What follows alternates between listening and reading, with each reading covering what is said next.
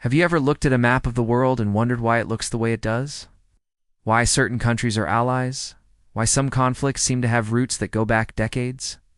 The answer to many of these questions lies in the ashes of the largest conflict in human history, World War II. This single event didn't just end in 1945, fundamentally reshaped our entire planet, and its echoes are still shaping our lives today. So, how exactly did a war that ended over 75 years ago create the geopolitical landscape we live in right now? Let's dive in. Before World War II, the world was largely dominated by European colonial empires. Great Britain, France, and others held vast territories across Africa, Asia, and the Middle East. They were the undisputed global powers. The war, however, was a devastating blow to these old empires. The sheer cost of fighting, both in terms of money and human lives, drained their resources. Countries like Britain were financially exhausted. At the same time, the war had exposed their vulnerabilities. The myth of European invincibility was shattered when Japan swiftly conquered colonial territories in Southeast Asia. This inspired and accelerated independence movements all over the globe. People in colonized lands saw an opportunity and fought for their freedom. Within 2 decades after the war, a wave of decolonization swept the planet. Dozens of new nations were born in Africa and Asia, each with their own unique identity, challenges, and aspirations. This mass creation of new sovereign states completely redrew the world map and introduced a multitude of new players onto the global stage. But as the old empires crumbled, 2 new giants rose to take their place: the United States and the Soviet Union. These were the world's first true superpowers.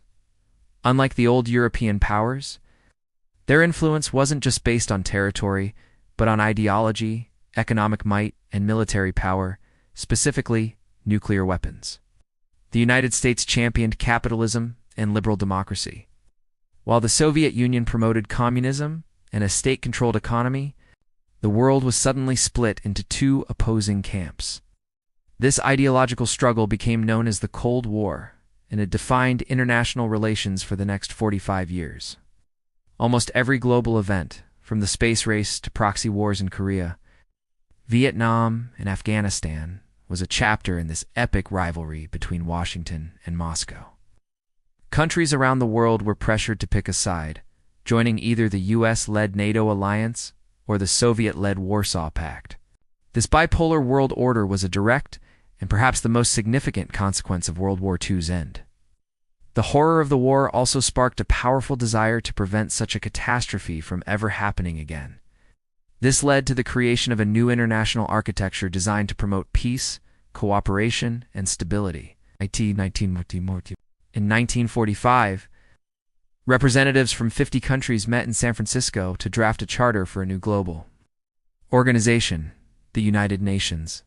Its primary mission was to maintain international peace and security, foster friendly relations among nations, and promote social progress and human rights.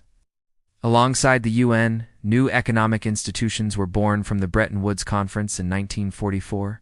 The International Monetary Fund, or IMF, was created to ensure global financial stability, while the World Bank was established to provide loans for post-war reconstruction and development.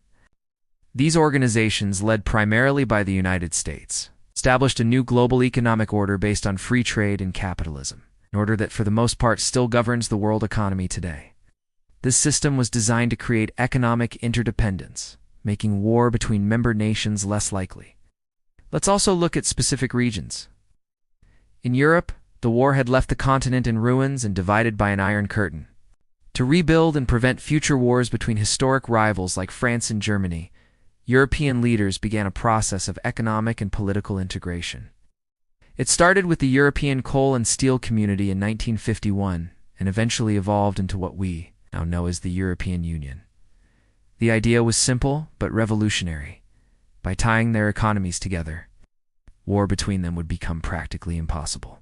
The EU has become a major economic and political bloc, demonstrating how the trauma of war can lead to unprecedented levels of cooperation. In Asia, the story was different. The U.S. occupation of Japan transformed the country from a militaristic empire into a pacifist democracy and a staunch American ally. This strategic partnership became a cornerstone of U.S. policy in Asia. Meanwhile, the war's end led to a civil war in China, which resulted in the victory of Mao Zedong's Communist Party in 1949. The emergence of a communist China dramatically shifted the balance of power in Asia and set the stage for future conflicts and rivalries in the region. The Middle East was also profoundly affected. The decline of British and French influence created a power vacuum. The horrific events of the Holocaust added immense urgency to the cause of creating a Jewish state. In 1948, the State of Israel was established, a pivotal moment in modern history. This act, however, also led to the displacement of hundreds of thousands of Palestinians and set the stage for the long and complex Arab-Israeli conflict, a conflict that continues to be a major source of instability in the region and the world. Furthermore, the world's growing dependence on oil from the Middle East made the region a critical strategic chessboard for the superpowers during the Cold War and beyond. So when we look at our world today, the fingerprints of World War II are everywhere. The existence of the United Nations, the European Union, the IMF, and the World Bank are direct results. The alliance between the US and Japan, the status of Germany as a peaceful economic powerhouse, the very existence of Israel, and the political map of post-colonial Africa and Asia all trace their origins back to this conflict. The Cold War, which dominated the second half of the 20th century, was a direct consequence of the power vacuum left by the war. Even though the Cold War is over, the geopolitical dynamics it created, like the NATO alliance, and the lingering tensions between Russia and the West, are still very much with us. The war served as a brutal, fiery forge that melted down the old world order and recast it into the one we inhabit today. It's a powerful reminder that history isn't just something in a textbook. It's a living force that continues to shape our present and our future. Understanding this legacy is crucial to understanding the world we live in right now. Thanks for watching. If you found this journey through history interesting, please hit that like button and subscribe for more deep dives into the events that shaped our world. Let me know in the comments what other historical topics you'd like to see covered. See you next time.